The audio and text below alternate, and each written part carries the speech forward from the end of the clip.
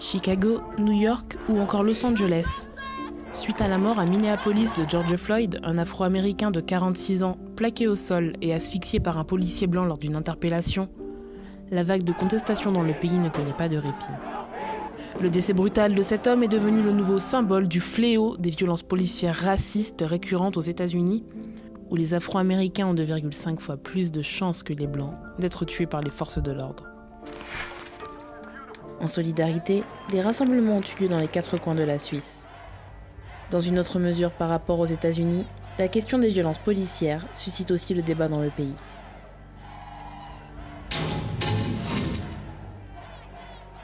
En février 2018, Mike Ben Peter est contrôlé par la police lausannoise. Plaqué au sol, il est transporté inconscient aux chuves où il décédera le lendemain. Les 6 policiers municipaux en cause sont alors inculpés d'homicide par négligence. La mort de ce Nigérian de 40 ans n'est pas sans rappeler celle de George Floyd. En 2001, la Suisse avait pourtant abandonné la technique du plaquage ventral après la mort de Samson Chukwu, un Nigérian qui s'était vu refuser son droit d'asile. Un Palestinien a étouffé sur une bande adhésive collée sur la bouche et un autre Nigérian est asphyxié, plaqué au sol par les policiers. Le décès de Mike, qui avait suscité une vague d'émotion au sein de la communauté noire, s'ajoutait à une série d'interventions policières controversées. Fin 2016, plusieurs centaines de manifestants s'étaient déjà réunis à Lausanne afin de protester contre le délit de faciès après la mort d'Hervé. Ce jeune Congolais de 27 ans avait été abattu par la police du Chablais à Bay, dont son immeuble. L'année suivante, Lamine Fati, un requérant d'asile gambien de 23 ans, confondu avec un autre homme, est interpellé par des gardes frontières à Lausanne. Il sera retrouvé mort dans sa cellule le lendemain.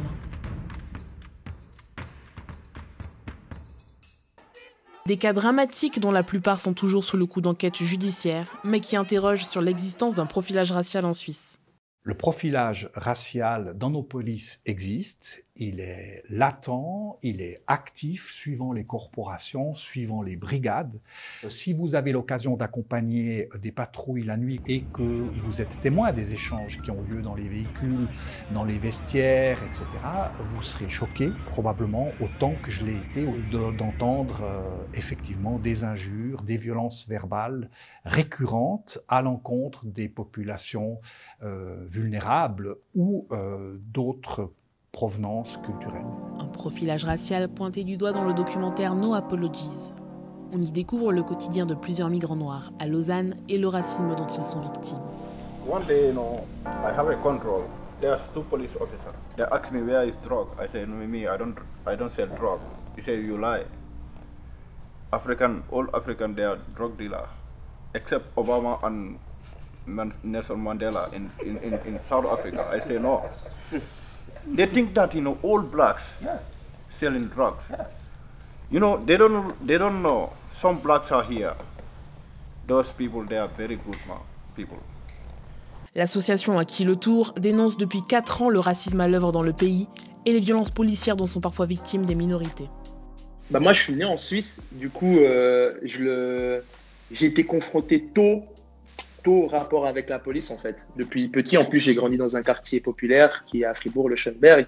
Donc, la confrontation avec la police, on l'a connue direct. À partir du moment où tu commences à sortir de chez toi, que tes parents te permettent de sortir seul dehors, donc 6 ans, tu sais déjà qu'on te dit fais attention à la police, fais gaffe à ça.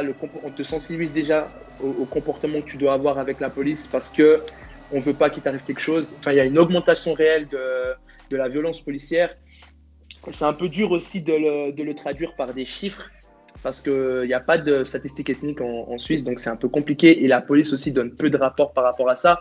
Mais juste le fait d'interroger une personne racisée en Suisse, lui demander ce rapport avec la police, je pense que le discours sera à peu près le même pour la plupart. Il y a très peu de personnes racisées qui subissent pas de violences policières. Comment expliquer que de tels comportements soient encore possibles en Suisse aujourd'hui ?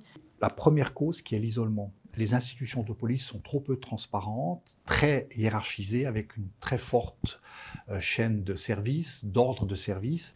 Et donc, ils ont trop peu d'autonomie et il y a trop peu de pluridisciplinarité. Et cela engendre une forme de frustration, de séparation du monde civil. La deuxième raison, c'est l'épuisement des policiers et des policières. Et là, nous disposons d'une étude scientifique toute récente, mars 2019, de Dr Magdalena Burba, une étude romande effectuée avec la contribution de plus de 600 policières et policiers qui démontre scientifiquement que la première cause d'épuisement du policier est institutionnelle. Ça n'est pas les pressions et les dangers exogènes, extérieurs, mais c'est la pression interne de l'organisation qui n'est plus adaptée, qui n'est pas contemporaine, qui est beaucoup trop surannée, beaucoup trop dure. La troisième cause, c'est l'organisation elle-même, son recrutement, sa formation, qui aujourd'hui est essentiellement basée sur des prestations physiques.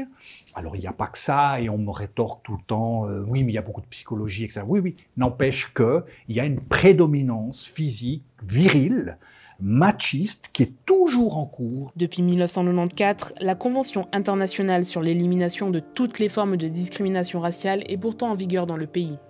En 2014, son comité exprimait son inquiétude face au profilage racial en Suisse, mettant en avant l'absence de statistiques sur cette question. Il juge aussi préoccupant le harcèlement dont font l'objet les Roms et les personnes d'ascendance africaine, ainsi que l'absence de mécanismes indépendants chargés d'enquêter sur les plaintes se rapportant à des brutalités policières.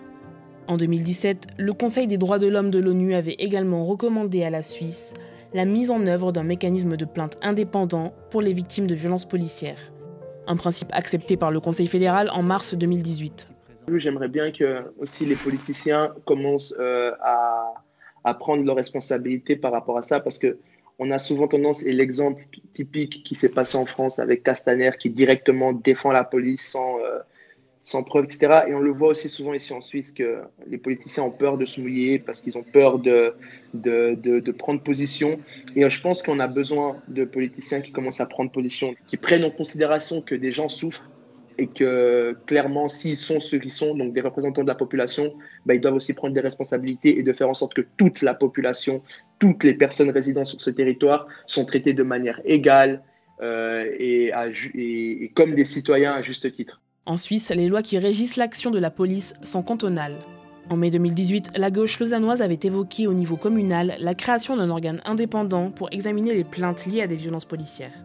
La proposition avait été rejetée, la majorité estimant qu'un tel mécanisme remettrait en cause la déontologie policière. Le Conseil des droits de l'homme évalue tous les 5 ans la situation des droits humains au sein des États membres de l'ONU. En Suisse, il statuera pour la prochaine fois en 2022.